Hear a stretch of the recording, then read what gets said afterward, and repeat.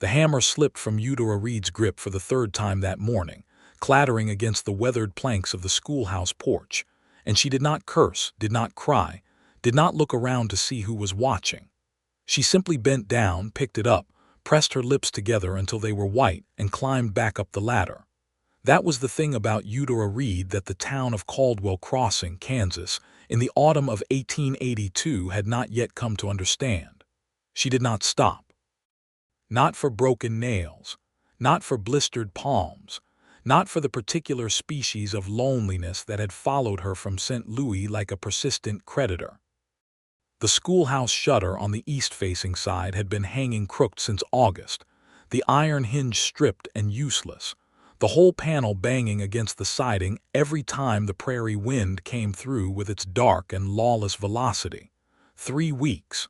She had submitted 3 written requests to the town council.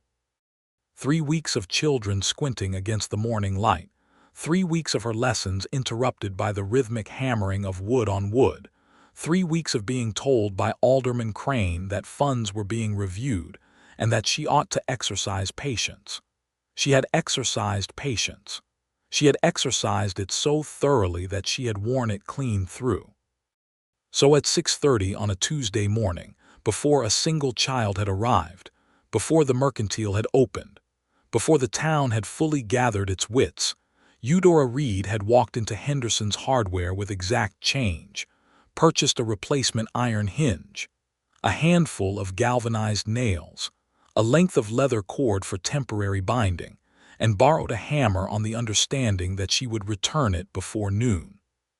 She had tied her dark hair back with a piece of cotton ribbon, rolled up the sleeves of her practical gray dress, and set about fixing the thing herself. What she did not know, what she could not have anticipated because she had barely spoken to the man more than twice since she had arrived in Caldwell Crossing, was that Sheriff Ira Yates had been standing at the far corner of Elm Street since 6:40, watching her.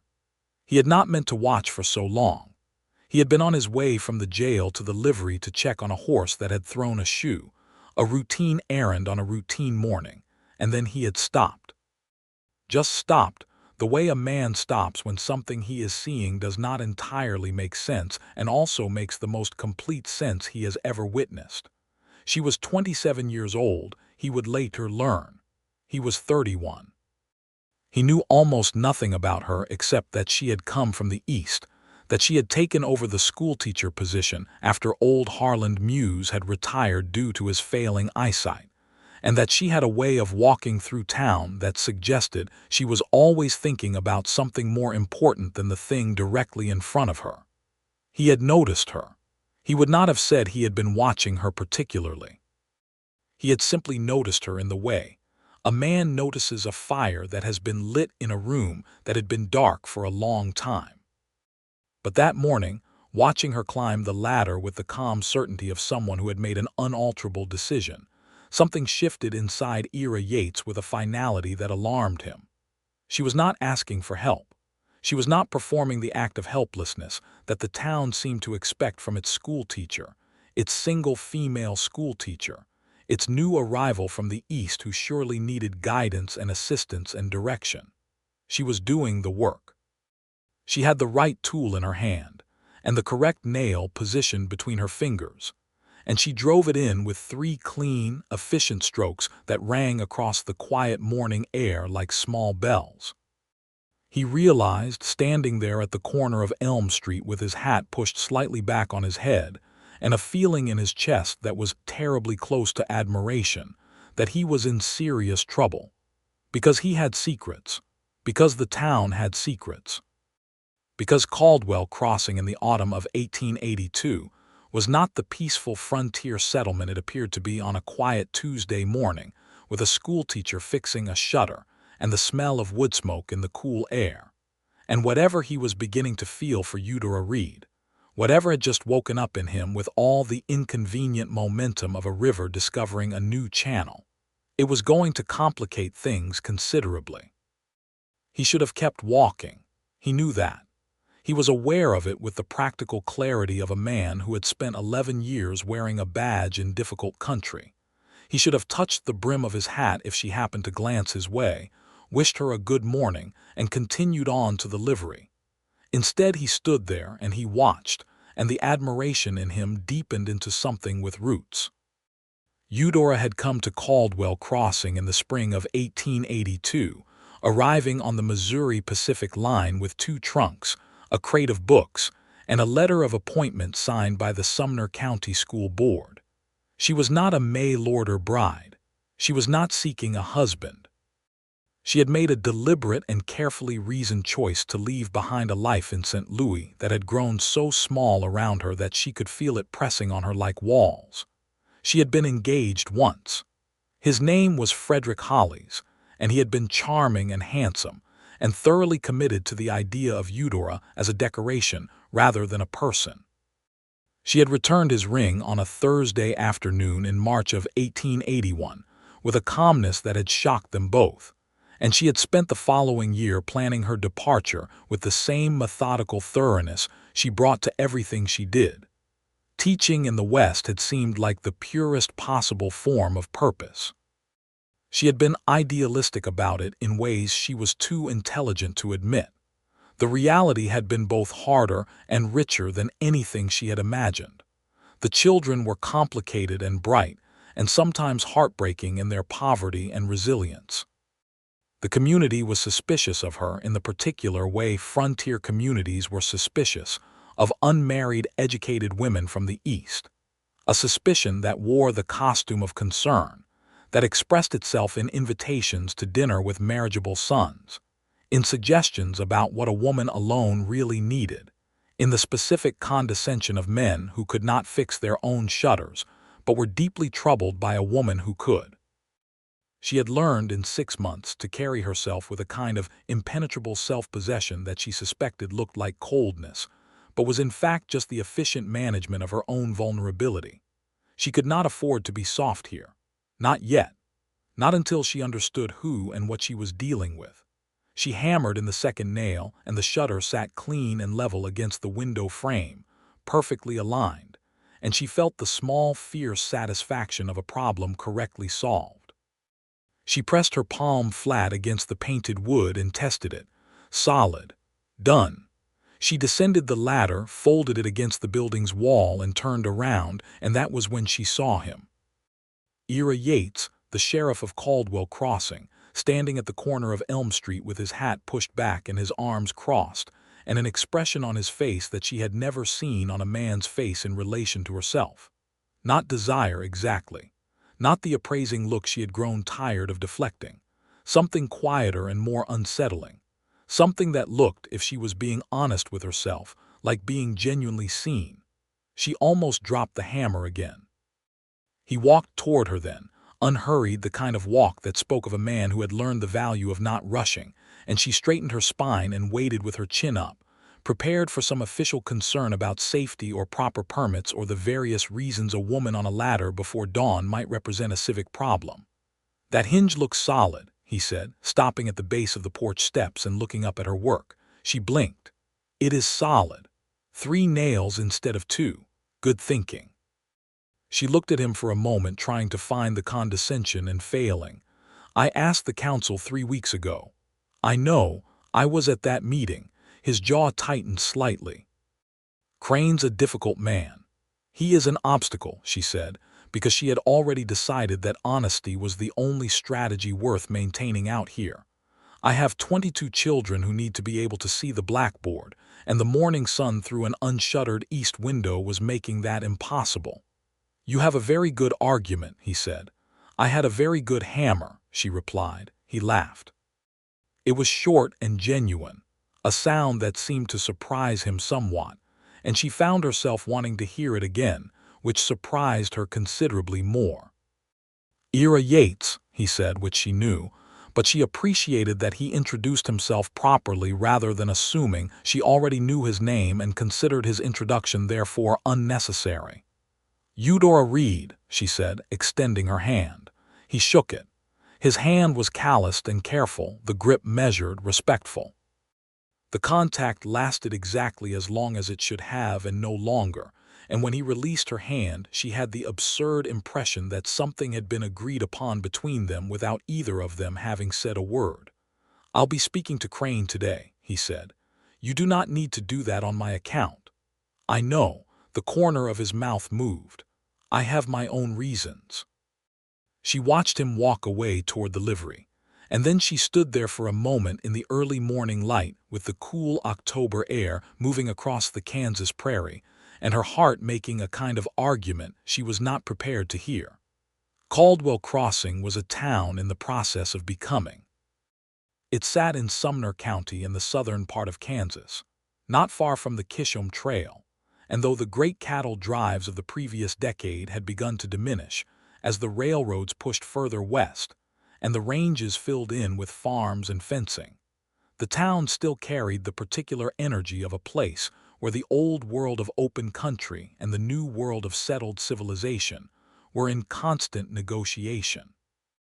There were 2 saloons, a church, a mercantile, a hardware store, a livery, a small hotel, a doctor's office, a land office, and the schoolhouse, which doubled as the meeting hall on Sundays. There was a jail that Ira Yates ran with the help of one deputy, a young man named Theo Harmon who was 23 and earnest to a fault. There was also, and this was the thing that the town presented openly, and the thing that ran underneath it like a dark current, a problem with the Leland syndicate. Garrett Leland was not officially a criminal. He was officially a land speculator and cattle broker who had arrived in Caldwell Crossing 14 months before Eudora Reed, who had purchased the largest property on the eastern edge of town, who employed 12 men whose job titles were officially ranch hands and whose actual function was considerably more flexible. He had the alderman's ear, which meant he had the council's ear, which meant that certain things in Caldwell Crossing moved in directions that benefited Garrett Leland, and anyone who looked too closely at those directions tended to discover that scrutiny was an uncomfortable business. Ira Yates had been sheriff for 3 years.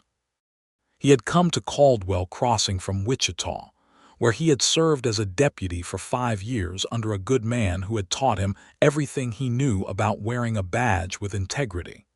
He was not afraid of Garrett Leland in the way that fear is a physical sensation. He was wary of him in the way a careful man is wary of standing water, which looks still but may be moving in directions you cannot see from the surface. He had been building a case. Slowly, methodically, the way you build anything in difficult country, one piece at a time, never showing the whole structure until it was strong enough to hold weight. He had been doing this quietly for 8 months, and the case was almost ready, and the very last thing he needed in the middle of this quietly dangerous work was a woman who fixed things herself and made him forget, for a moment, that he was supposed to be watching the current rather than the surface. The trouble was that Eudora Reed seemed to have a particular talent for making him forget the things he was supposed to be thinking about. It happened again 3 days after the shutter incident, when he came into the schoolhouse on a Thursday afternoon to check that the building was locked up properly. He had started making this part of his evening rounds after a break-in at the mercantile 3 weeks prior, nothing taken, which had troubled him more than a theft would have. Someone had been looking for something. He wanted to be sure the schoolhouse was secure. He had not expected to find Eudora still there at 5 in the afternoon, sitting at her desk with a stack of student compositions in front of her and a lamp burning, reading with an expression of such concentrated attention that she did not hear him knock on the open door, and he stood there for a full 30 seconds watching her before she looked up. She did not startle. She simply registered his presence and said, "The lock sticks in the cold. You need to lift the handle before you turn the key." He blinked. "How did you know I was checking the locks?" "Because you checked them last Thursday and the Thursday before that," she said, and returned her attention to the papers in front of her. "The mechanism is the same problem as the hinge. The threads are stripped. I have made a note to replace it before the first hard freeze." He leaned against the doorframe. "You are aware that I am the town's law enforcement." "I am aware," she said without looking up. "I could replace the lock." "You could," she agreed. "Can you?" He considered this for a moment. "I could have Theo do it." Theo Harmon tried to fix the stovepipe last month and managed to introduce a bend in it that makes it smoke toward the desks instead of away. I like Theo very much. He is kind to the children and he carries himself with dignity. He should not be trusted with metal. Ira laughed again, the same short surprised sound that he had produced on the porch steps 3 days ago, and it felt the same way, like something cracking open that had been sealed shut for a long time. I graduated from St. Louis Normal School, she said, finally setting down her pen and looking at him fully. My father was a carpenter before he became a professor. He taught me that the difference between a thing done correctly and a thing done incorrectly is almost always a matter of attention. She paused. I pay attention. I know, he said, and the weight of what he meant was heavier than the words, and she heard it. There was a moment of very clear and very quiet electricity between them, the kind that does not announce itself with drama but settles into the air between two people, with the patience of something that intends to stay. Eudora looked at him for a moment longer than was strictly necessary, and then returned to her papers, and Ira straightened up from the doorframe and said he would see about the lock, and left. He went home to his house on the north end of town, and sat at his kitchen table in the dark for a while, thinking about the shape of things. He thought about the case he was building against Garrett Leland, about the evidence he had accumulated so carefully, about the moment when he would have enough to take to Judge Harker in Wichita, and the moment after that when Caldwell Crossing would go through a difficult passage that would require every measure of steadiness he possessed. He thought about the fact that dangerous men, when cornered, tend to do their most dangerous work, and that the people around them become leverage. He thought about Eudora Reed, who paid attention and fixed things herself, and had no idea that the town she had chosen for her fresh start was carrying a hidden wound that had not yet been lanced. He needed her to stay safe. He needed her to stay safe because she was a person in his town, and keeping people safe was his purpose. He told himself this clearly and carefully, and believed only part of it. The weeks moved forward in the way that weeks do in a place where the land is vast, and the sky is enormous, and every human drama is simultaneously urgent and dwarfed by the scale of everything around it. October deepened and the prairie grasses went gold and russet, and the mornings came in cold and sharp and brilliant. Eudora fell into the rhythms of the schoolhouse, with a dedication that had begun to win over even the skeptics on the town council. Her students, who ranged in age from 6 to 15, were progressing measurably. She had established a small lending library from her own books. She had organized a Friday afternoon reading circle that had begun to draw some of the older women in town, which had not been her intention but which she welcomed, because community was both a personal and a professional necessity. Ira found reasons to pass by the schoolhouse on his rounds. This was not strictly necessary since the schoolhouse was on the south end of town, and his rounds were primarily concerned with the saloons and the main street businesses. But he found that his route had developed a natural southward curve on certain days, and he was not inclined to question it. He stopped to speak with her when she was outside with the children at the midday break, a brief exchange about the town, about nothing in particular, about the things you talk about when you are both aware that the conversation is really about something else entirely. She had a directness that he found continuously disarming. She did not flirt in any of the conventional ways, not the coyness or the performance of helplessness, but she was not indifferent either. She was simply honest, and her honesty had the quality of a very clear window. One afternoon in late October, he came to the schoolhouse with the replacement lock mechanism, a solid brass mortise lock from Henderson's Hardware, and a set of tools. She was still inside finishing the day's marking. He did not announce himself but set about the repair on the door, and she came to stand in the doorway after a while and watch him work, and neither of them spoke for several minutes. "You know what you are doing," she said finally. "My father was a blacksmith," he said, not looking up from the lock plate he was aligning.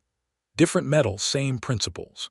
She sat down on the top step of the porch with her marking in her lap and continued working, and he continued with the lock, and they worked in companionable parallel silence for the better part of an hour, and it was the most peaceful Ira Yates had felt in a very long time. When he was finished and the lock worked clean and smooth, he handed her the key. She turned it in her fingers, tested it in the lock once, twice, and nodded her approval. "Thank you," she said, and it was said with the particular weight of someone who does not dispense gratitude carelessly and means it completely when they do. "Thank you for the hinge," he said. "I've been meaning to say that. You did something that needed doing. You made the council look at themselves." She looked at him. "Did it change anything?" "Crane approved a maintenance budget for the school last week. $200. Her eyes widened and then she recovered herself, but he had seen it, the brief, brilliant flash of pleasure quickly managed. "That will cover the stovepipe and the north wall boards and the window frames. And then some." She was quiet for a moment. "You spoke to him after that first morning." "I presented some arguments." "What kind of arguments?" "The kind that pointed out that a town that does not maintain its school is a town that does not take its future seriously," he said, "and that a sheriff who allows civic infrastructure to deteriorate by neglect is failing in his responsibilities." She studied him. "You argued on behalf of the school." "I argued on behalf of the children in it." Something shifted in her expression, something she was very carefully managing, and he recognized it because he was managing the same thing on his side of the conversation. They were both standing at the edge of something and both aware of it and both, for their own separate reasons, hesitant. "I should go," he said. "You should," she agreed. He went. He walked back up Elm Street in the thickening October dusk and thought about the lock turning smoothly in its new housing, and about the sound her voice made when she said something she actually meant. The revelation came on a night in early November, and it changed everything. Eudora had been at the reading circle at the Whitmore house, a gathering that had grown to include 7 women, and which had progressed from its initial tentative social function to something genuinely nourishing. She was walking home along Main Street at 8:30, which was later than was entirely prudent but not unusual for the town, and she was thinking about the book they had discussed that evening, a collection of essays that one of the women had found in her husband's study, and which had sparked a conversation about education and independence that had gone on much longer than anyone had planned. She was not paying enough attention to the street. She would reproach herself for this later. She heard voices behind the land office as she passed, not the ordinary voices of ordinary business, but the lowered, urgent kind, the kind that knows it is not supposed to be heard. She would have kept walking, and she told herself afterward that she should have kept walking, but there was something in the particular tone of urgency that stopped her, a note of what she could only describe as menace, and her mind made the connection between that note and the break-in at the Mercantile 3 weeks prior, and the conversation she had overheard between 2 of the older men in town about survey lines being redrawn, and she stopped in the shadow of the building's eave and listened. The voice she recognized was Alderman Crane's. She had not expected that. The other voice she did not know. What she heard in fragments through the November wind was enough. Survey documents. Judge Harker in Wichita, a name she had heard before in connection with certain parcels of land north of town that several farming families believed they held rightful title to. Garrett Leland's name, and then with a cold specificity that made her breath stop, the sheriff's name, Ira Yates, and the word that followed it, neutralized. She did not know what neutralized meant in this context. She was not naive enough to believe it was anything innocent. She walked home to her rooms above the schoolhouse in the dark with her heart very loud in her chest, thinking clearly and quickly about what she had heard and what it meant and what was the right thing to do with it. She had not been seen. She was relatively certain of that. The alley behind the land office was poorly lit and she had been standing well back in the shadow. She sat at her desk for a long time, the lamp turned low, and made a decision. She would go to Ira Yates in the morning. She was awake before first light, which was unusual even for her. She made coffee on the small stove in her rooms, drank it standing up, watching the darkness over the prairie begin to thin at the eastern edge. She had spent the night turning over what she had heard, examining it from every angle, looking for interpretations that were less alarming than the obvious one. She had not found any. Whatever Garrett Leland was doing in Caldwell Crossing, it was larger than she had understood, and it put the man she had been carefully, methodically beginning to trust in direct danger. The word neutralized rolled through her again, and she pressed her palm flat against the cold surface of her desk and breathed. She went to the jail at 7:30 in the morning. Theo Harmon was sweeping the porch steps and looked surprised and a little alarmed to see her, the way young men are alarmed when people arrive before regular business hours with a particular expression on their faces. "Is the sheriff in?" she asked. "Yes, ma'am, Miss Reed. He is just," Theo gestured vaguely inside. "I will let him know, please," she said, and waited on the porch. Ira appeared in the doorway about 45 seconds later, and she saw immediately that he read her expression correctly, that he understood this was not a courtesy call, that something real and urgent had brought her to his door before the town was fully awake. "Come inside," he said. She sat across from his desk in the small, functional office, which smelled of leather and lamp oil, and the particular cold of a building that has been only recently heated, and she told him exactly what she had heard. She was precise and careful with it, attributing nothing she was not certain of, speculating nothing she had not clearly labeled as speculation. She was, she knew, being slightly more composed than she actually felt, but composure was a tool she had earned the right to use. He listened without interrupting. His face went through several things she watched with attention: recognition, confirmation, a brief flash of something that might have been relief, and then an expression that settled into the still and careful quality she had come to associate with him when something was serious. "You understood the risk in coming to me with this," he said when she had finished. "I assessed it. I concluded the alternative was worse. If Crane or any of Leland's men connect what you overheard with this conversation, you could be in a difficult position." "I know that," she said. "I am asking you to use this information in whatever way will be most effective and most safe for the people in this town. I am not asking you to protect me specifically." He looked at her for a long moment. "I am going to protect you anyway." Something tightened in her chest that she did not allow to show on her face. "That is your choice." "I also need to tell you something," he said, and leaned forward over the desk, and she understood instinctively that this was not simple information, that this was something he had been carrying. "The case you've just handed me a piece of, I have been building it for 8 months. Leland has been fraudulently filing survey claims on properties held by farming families north of town. He has been using Crane's position to access county records and alter documentation. He has done this twice before in other counties, under different names, and he has never been prosecuted because the evidence is systematically destroyed before it can be examined." "The break-in at the Mercantile," she said. "Abner Mills at the Mercantile keeps copies of the original survey maps because his family settled the North Parcel 20 years ago and he does not trust county records. Someone was looking for those maps. Did they find them?" "No, Abner had moved them." He paused. "He gave them to me 2 weeks ago." She was very quiet for a moment, processing. "So you have the maps. And now you have a witness, imperfect and circumstantial though I may be, that Leland and Crane are aware of your investigation and are planning to act against you." "That is correct. What do you need?" He blinked. It was, she thought, the question that surprised him. Not the information, not the offer of help, but the directness of it. The assumption that there was a practical next step and that she was available to assist with it. "I need to get the maps and my documentation to Judge Harker in Wichita before Leland's people become aware that I am accelerating the timeline." "How long?" 2 days' ride. I can send Theo.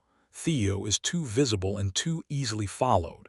Everyone in town knows Theo." She thought for a moment. "Can the documents be sent on the train?" "The Leland syndicate has a man who works the Caldwell station." She was quiet, The next eastbound runs Thursday morning. Yes. I have a reading circle meeting Wednesday evening at the Whitmore house. It is entirely normal for me to carry books and papers to and from that meeting. It is entirely normal for me to stop at the post station. She looked at him steadily. No one watches the schoolteacher. The silence between them was very charged. Eudora, he started. Do not tell me it is dangerous, she said. I have already considered that. I am telling you I am willing. I was not going to tell you it is dangerous, he said. I was going to ask you if you are certain. She met his eyes. I am completely certain.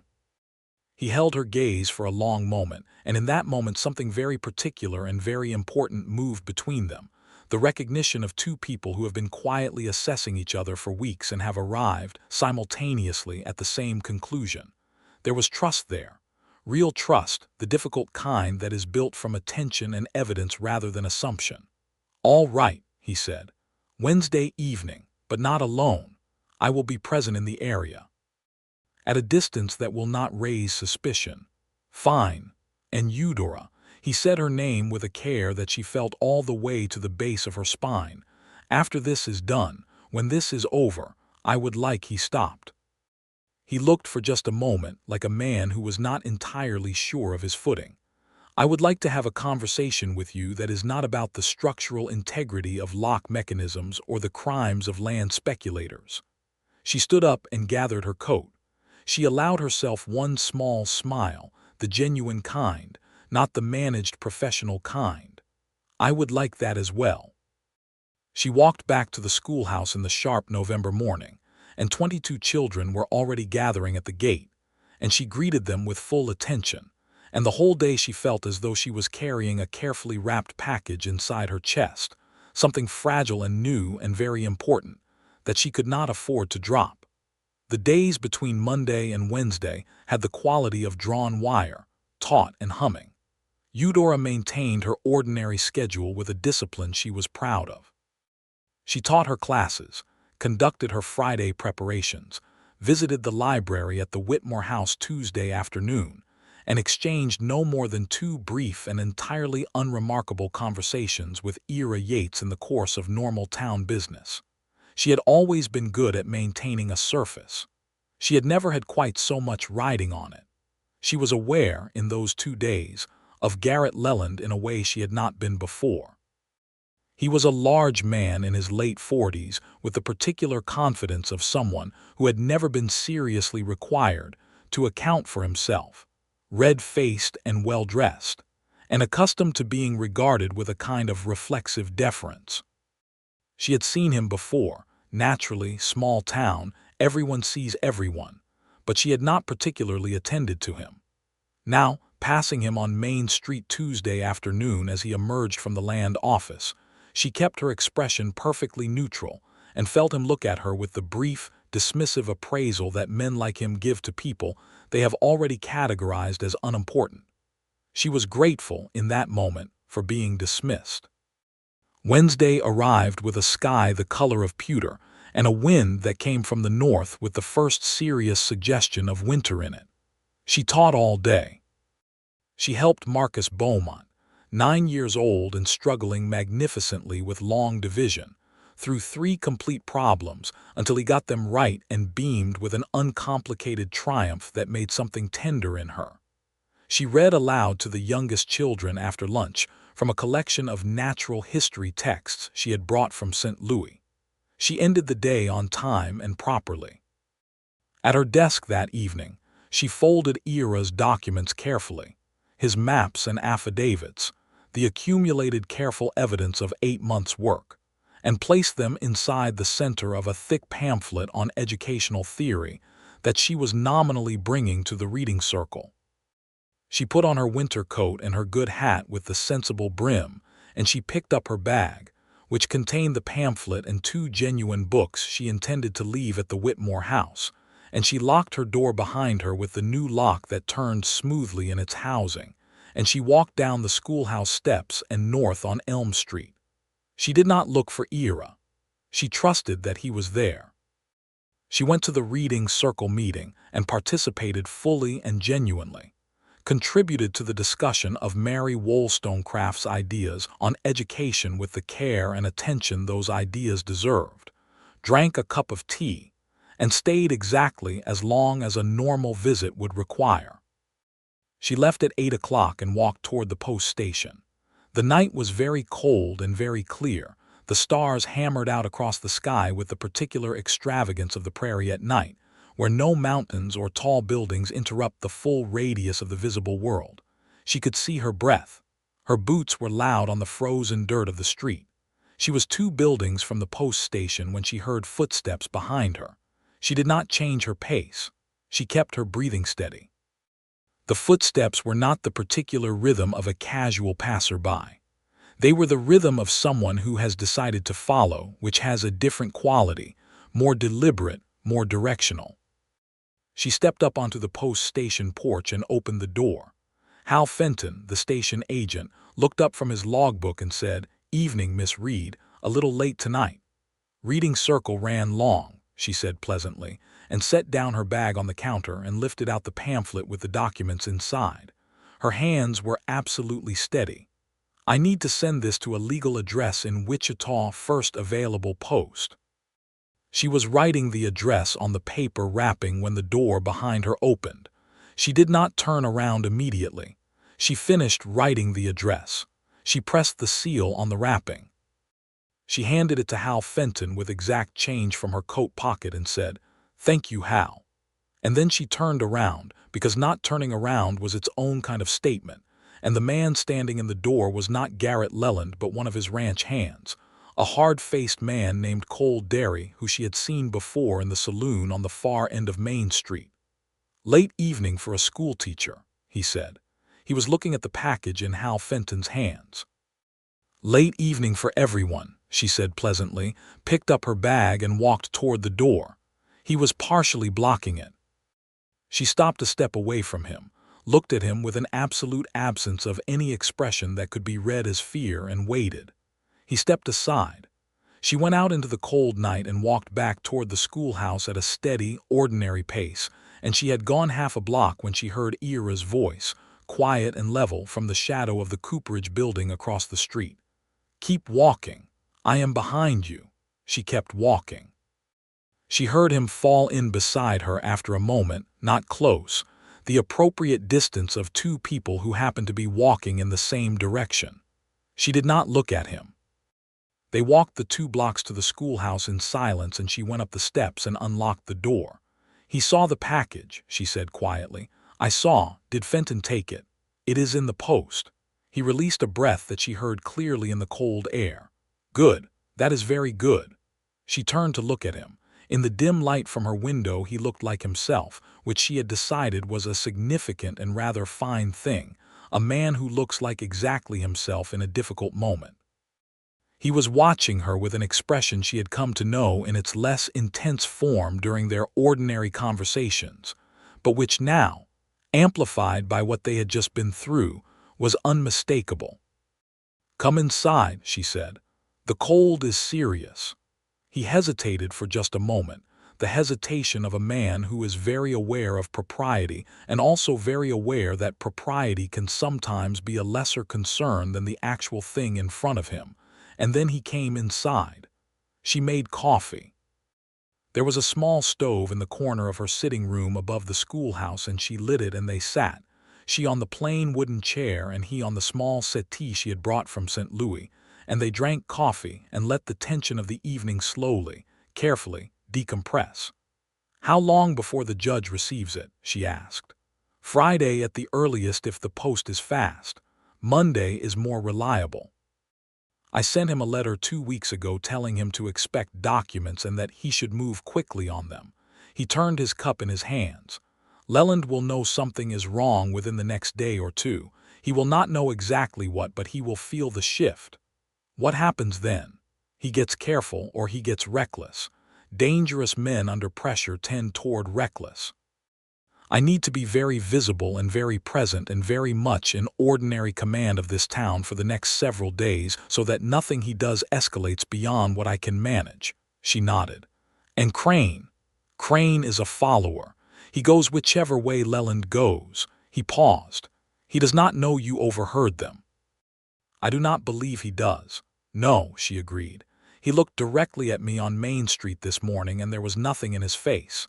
He looked at her with something she had been accumulating evidence of for weeks now and which she could no longer pretend was ambiguous. "You were composed today. You were composed all week." "I had a reason to be composed." "What reason?" She looked at him levelly. "I did not want to be the person who failed the task." "You have never struck me as someone who fails tasks." "I have never had a task with quite these particular stakes." He set down his cup. He looked at her with a directness that matched her own and said, "I need to tell you something." "Tell me." "I have been finding reasons to be on the south end of my round since mid-October," he said. "Specifically on Elm Street, specifically in the vicinity of the schoolhouse. I have been aware that this is not strictly necessary for the execution of my duties." She was quiet. "I have also," he continued, "thought about you considerably more than is perhaps appropriate for the sheriff of a town that has ongoing security concerns." She looked at him for a moment. Then she said, with the careful honesty that was simply how she operated, "I have also thought about you considerably more than is perhaps appropriate for the town's schoolteacher." The air in the room changed. It did not do so dramatically. It was not lightning or thunder. It was the quieter and more permanent kind of change, the kind that happens when two people who have been slowly and carefully circling a truth finally stop circling and face it directly. "I am not in a position to offer you anything with certainty at this moment," he said carefully. "Not while this is unresolved. Not while Leland is still in this town, and the outcome of what we have set in motion is not yet clear." "I am not asking you for certainty at this moment," she said. "What are you asking for?" She thought about this for a real moment, the genuine consideration of someone who does not speak before she knows what she means. "I am asking for the continuation of this," she said. "Of this conversation. Of the understanding that when things are resolved, we will have the conversation you mentioned on Monday morning." He held her gaze. "When things are resolved," he said, "I fully intend to have that conversation." He stood up then because it was late, and because the appropriate thing was to leave, and he was a man who did the appropriate thing even when other things were considerably more appealing. She stood too. They were close in the small, warm room, and for a moment neither of them moved. He reached out and touched her hand, just her hand, a brief and deliberate contact, and said, "Thank you, Eudora, for everything this week." "Thank you for trusting me with it," she said. He left, and she heard his boots on the wooden steps outside, and then the muffled sound of them on the frozen ground, going north toward the center of town. And she stood in the middle of her sitting room with her hand still feeling the warmth of his, and something settled in her chest that felt, after 6 months of careful solitude, very much like belonging. The next 3 days had the quality of the period between lightning and thunder, the waiting space between the thing that has been set in motion and its arrival. Eudora taught her classes. Ira made his rounds. The town moved through its ordinary business with no apparent awareness of the structures shifting beneath it. Garrett Leland was visible and apparently comfortable on Thursday. On Friday he was harder to find, which Ira noted without showing that he noted it. Saturday morning, he rode into town with 3 of his men, which he did not usually do, and there was a quality of surveillance in the way they moved that Ira read clearly. He put Theo on the evening shift with specific instructions about what to watch for and where to position himself, and he went to the schoolhouse on Saturday afternoon because it was natural, he told himself, for him to be on the south end of town, checking the lock. She was in the yard with a rake and a pile of fallen leaves, doing the kind of task that needs doing in November, and she looked up when he came through the gate, and her face did the particular thing it did when she saw him now, the slight and careful brightening that she managed very well but that he had learned to see clearly. "Are you here to check the lock?" she said. "I am here to check on you," he said, and she stilled a little because this was the first time he had said something so plainly. "I am fine," she said. She kept her voice even. "Has something happened?"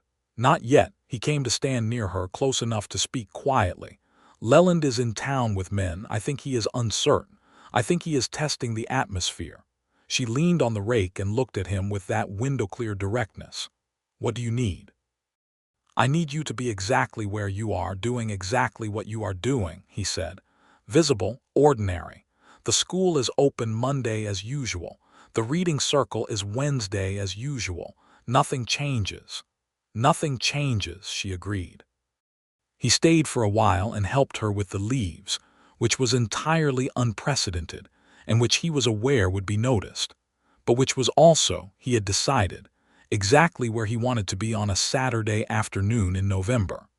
They worked in a companionable silence that felt like something they had been practicing their whole lives, each aware of the other's presence with a quality of warmth that made the cold air seem less cold.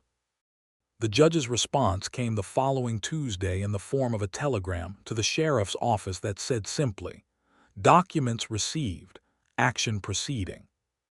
Ira read it in the office at 7 in the morning and felt the knot in his chest that had been there for 8 months loosened by exactly half. He was going to need to hold the town steady for the time it took for the legal process to proceed, which meant weeks, possibly longer. He was going to need Leland to remain uncertain and therefore relatively controlled. He was going to need Crane to feel that nothing was materially different. He sent a reply to Judge Harker. "Town is secure. Proceed at pace." And then he put the telegram in the locked box in the bottom drawer of his desk and went out into the November morning and walked his rounds with the quiet, purposeful competence that was his most reliable tool. The confrontation came 3 weeks later, not from the direction Ira had anticipated, and it came not for him but for Eudora. It was a Wednesday morning, the 4th of December, with snow on the ground, and the sky the heavy white of a sky that intends to add more. Eudora was at the schoolhouse early, as she always was, setting the stove and preparing the day's lessons on the blackboard, when the door opened and Garrett Leland came in. He came in the way men like him enter spaces they have decided to claim, without knocking, with the presumption of welcome. He closed the door behind him and stood in the center of the schoolroom looking at her with an appraisal that was not the dismissal she had seen on Main Street but something colder and more calculating. She set down the chalk. She turned to face him. She kept her hands loose at her sides. "Mr. Leland," she said, in the tone she used when a child was doing something that required redirection rather than punishment. "School begins in 30 minutes. Is there something I can help you with?" "You sent a package from the post station 2 weeks ago Wednesday," he said. She looked at him. "I send correspondence regularly. It is part of my professional obligations." To a judge in Wichita. She did not blink. "I am not certain what business it is of yours who my correspondence is addressed to." He moved one step closer. Not threatening precisely, but deliberate in a way that was designed to make her aware of the distance between them and the degree to which he was in control of it. "I want to know what was in that package." "I do not believe you have the authority to ask me that question," she said. "And I do not believe you have any lawful reason to be in this building." "You are a very confident woman for someone who does not have very many friends in this town," he said. She held his gaze. "I have exactly the friends I need." "You have been spending time with the sheriff," he said, and now there was something sharper in it, a blade turned just enough to let her see it was there. "That is not a friendship I would recommend continuing." "I will continue any friendship I choose," she said, very clearly and without any variation in her tone. He looked at her for a long moment with the particular look of a man deciding whether a small obstacle is worth the effort of removing. And then the school door opened and Theo Harmon came in, followed closely by Ira Yates, and the calculation in Leland's face shifted. Ira had seen Leland's horse tied in front of the schoolhouse from half a block away, and he had not run, because running announced alarm, but he had moved with the kind of efficient purpose that covered ground fast without looking like urgency.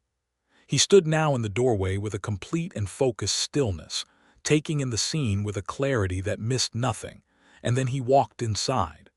"Leland," he said pleasantly. "Early morning visit. Sheriff, Leland had already recovered the smooth surface of a man who has practiced being unreadable, just welcoming the schoolteacher to December. "Kind of you," Ira said. "I was just coming to let Miss Reed know that the town council has approved the window insulation project she proposed last month. This time of year, the children need everything they can get." He looked at Eudora. "Morning, Miss Reed." "Good morning, Sheriff," she said, with a composure that was, in that moment, genuinely remarkable. Leland left. He did not hurry, but he did not linger. The door closed behind him and Theo released a breath that was a little shakier than he would have liked, and Ira crossed the room to stand near Eudora and said, very quietly, "Are you all right?" "Yes," she said, which was true. "He wanted to know what I sent." "I know." His jaw was tight. "I should have anticipated this. I should have been here earlier." "You were here," she said. "Not soon enough." She looked at him. "Ira, he did not harm me. He intimidated me, which was his intention, and it did not work, which is a rather important outcome." She paused. "The children will arrive in 20 minutes. He looked at her for a moment with an expression that was composed of several things at once, relief and anger at himself and something else, something that she recognized from looking at it from the other side of her own feelings, a depth of concern that had moved beyond the professional into the personal and was not willing to pretend otherwise.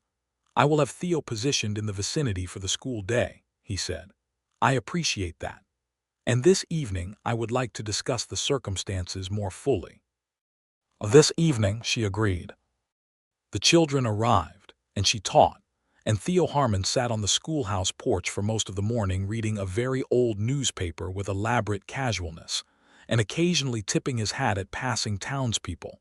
And the day moved through itself with the mundane resilience that days have, even when important things are happening inside them.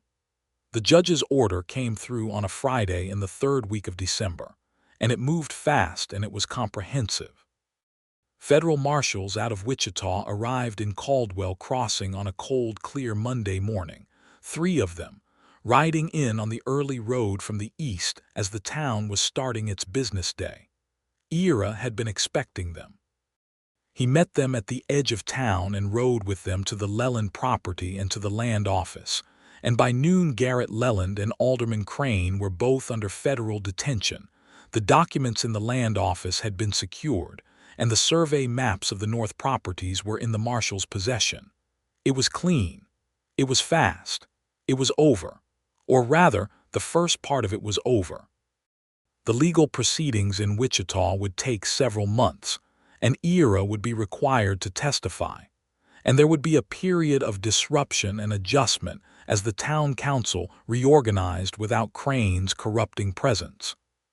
3 of the farming families north of town would have their property claims restored through the legal process, which would take time and patience, and which Ira intended to support in every way available to him.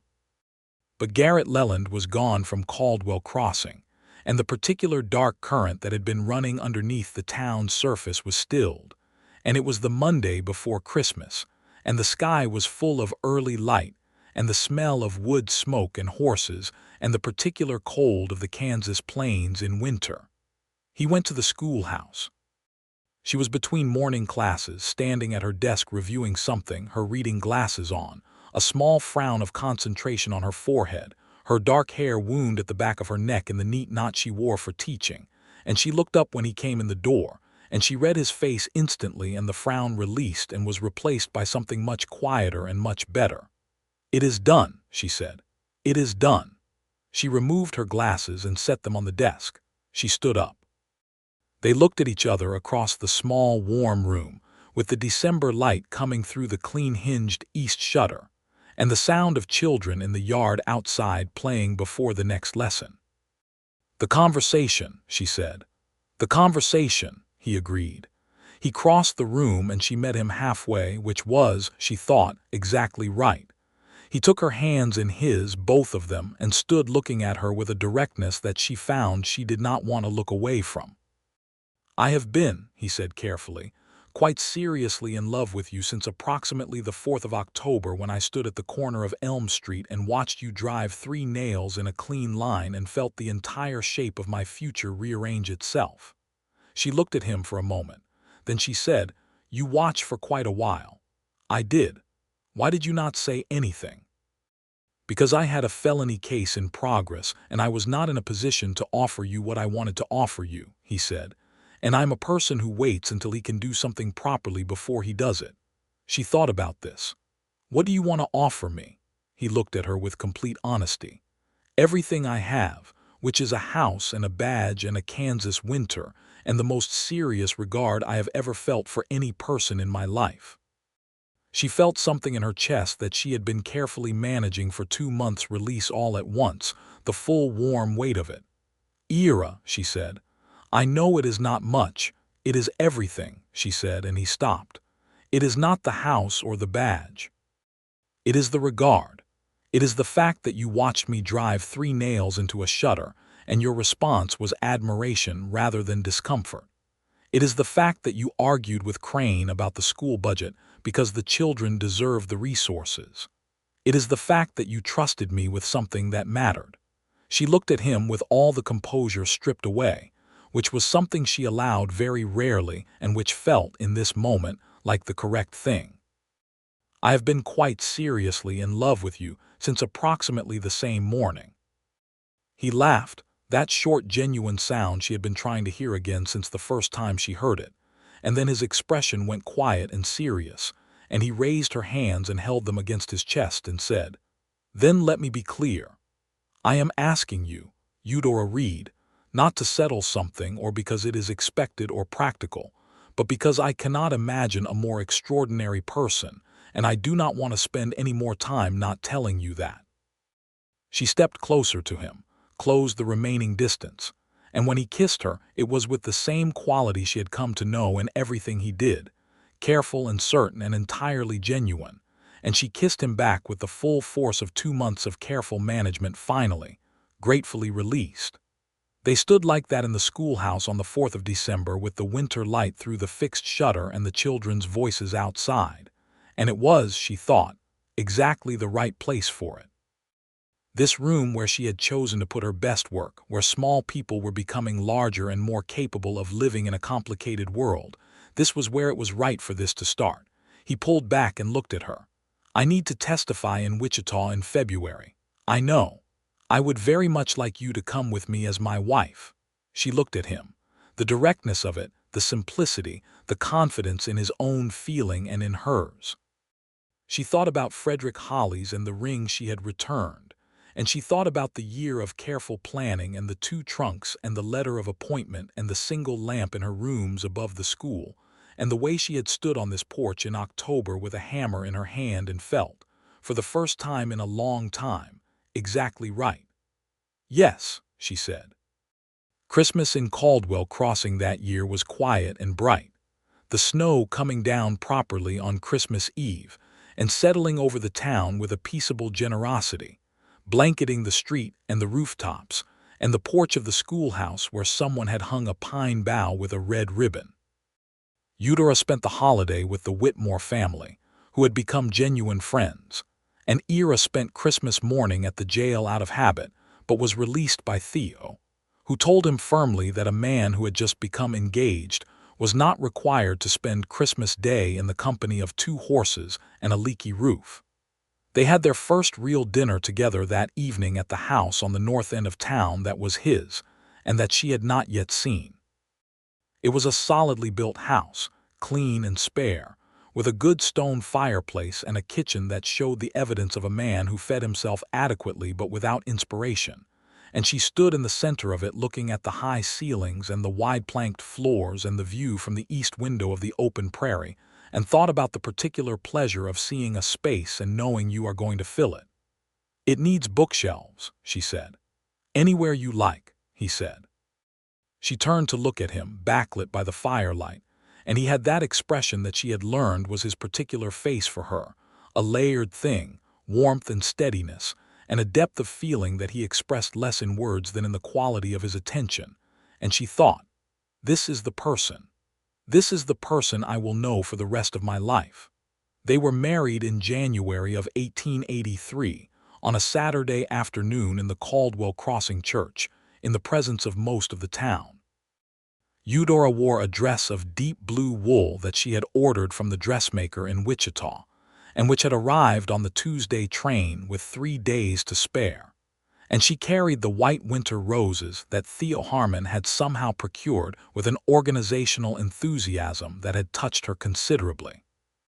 Ira stood at the front of the church in his best coat and looked at her walking down the aisle with an expression that several of the women in attendance would describe afterward as the finest thing they had seen in their considerable years of attending weddings.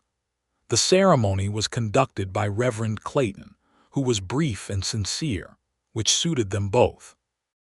They said their vows in the clear, direct way that they said everything, with the full weight of what they meant. When he put the ring on her finger, a simple gold band that had been his grandmother's, she felt the cold of it and then the warming and thought about how things made of solid material, attended to with care, last a very long time. The proceedings against Leland and Crane moved through the Wichita courts through January and February, and Ira went to testify in mid-February as planned. He came home on a Thursday evening after 5 days away, and she was at the door of the house before he had tied the horse, because she had heard the hoofbeats from the kitchen where she had been making something that smelled better than anything he had come home to before. And he came through the gate and up the porch steps, and she pulled the door wide and let him in out of the cold, and the house was warm and bright and full of the smell of cooking and books and her particular presence in it. He put his arms around her and held on for a moment with the particular grip of someone returning from somewhere that reminded them of what they are returning to. "How did it go?" she asked against his shoulder. "Well," he said, "the judge was thorough. Leland is going to prison. Crane has agreed to testify in exchange for a reduced sentence and will be leaving Caldwell Crossing permanently." He pulled back and looked at her. "The North property families will have their titles restored within 60 days. She felt a clean, sharp gladness.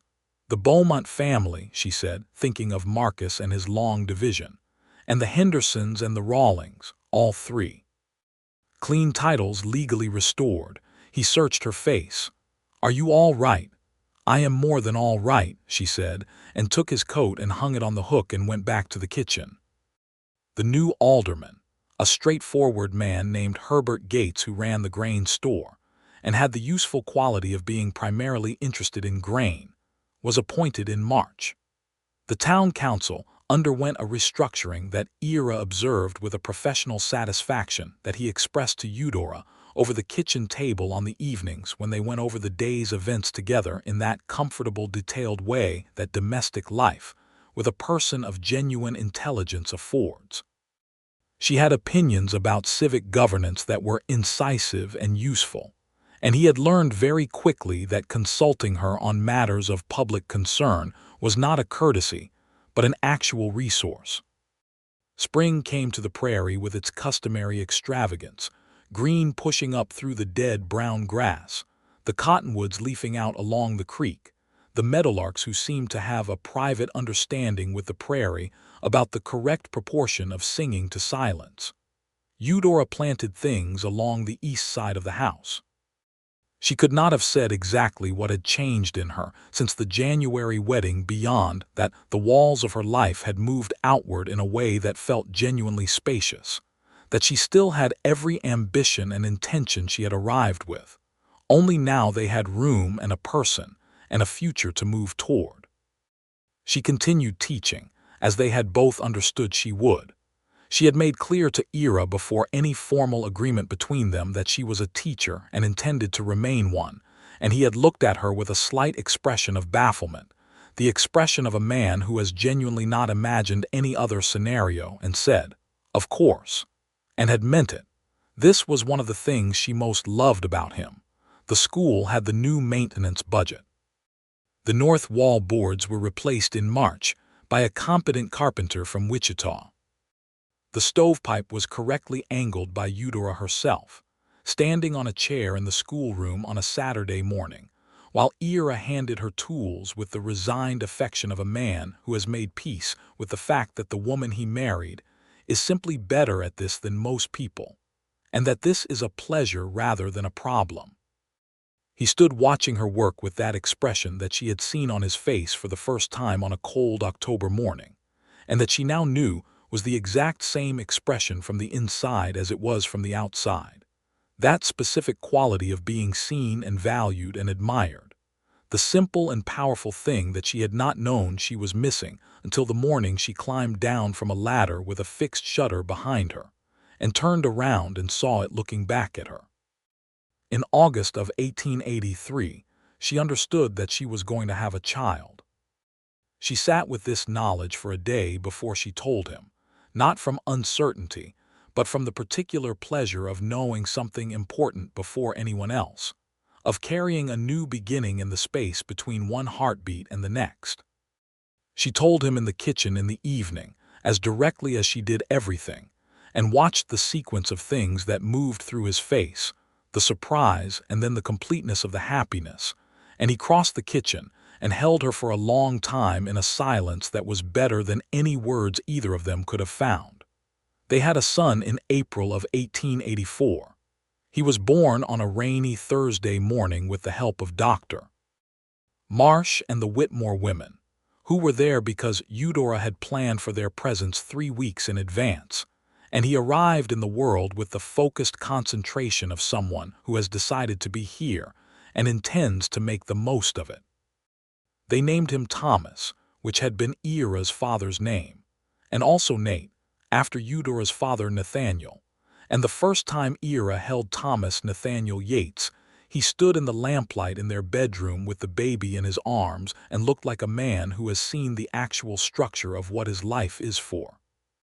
Thomas grew through his first year with the particular intensity of a baby who is paying attention, which both of them found gratifying and unsurprising.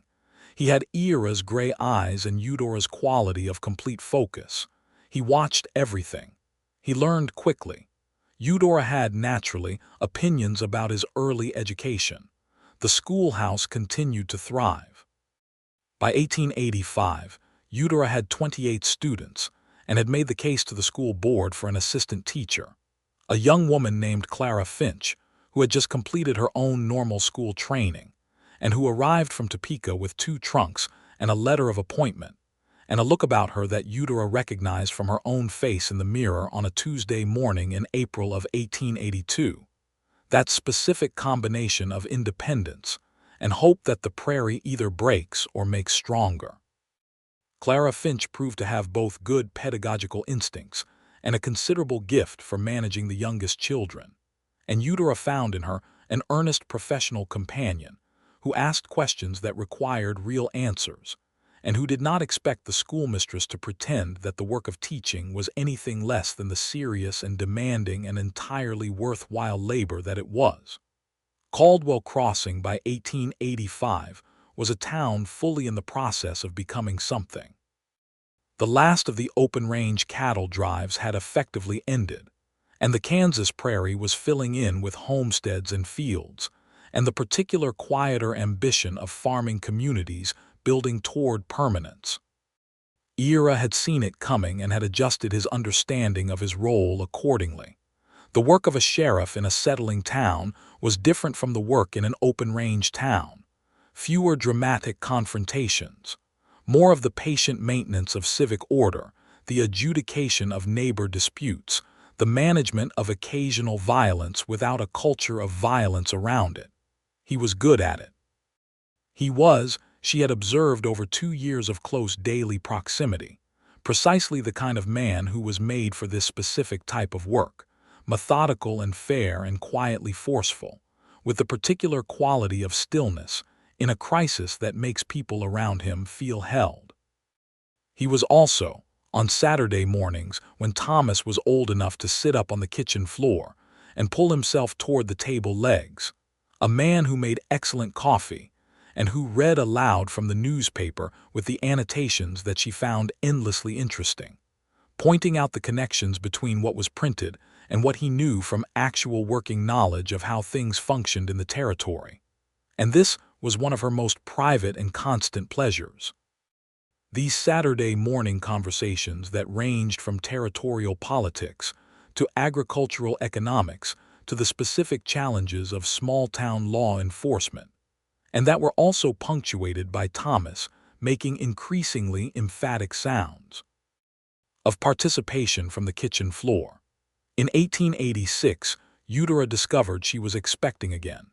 She told Ira at the kitchen table on a Sunday morning in May with Thomas in her lap and the window open to the sound of the meadowlarks, and he looked at her with the same sequence of joy that he had the first time, the surprise and the completeness of the happiness. And Thomas patted the table with both hands as though offering his own formal opinion, which was clearly positive. This one came in December of 1886. A girl this time, born on a cold, clear night with the stars out in full, and Dr. Marsh in attendance, and the Whitmore women and Ira, who had been present for both births and who had been quietly and thoroughly present in a way that Dr. Marsh had privately noted was not universal among husbands, and which he found entirely characteristic of this particular man. They named her Lydia Me for Eudora's mother.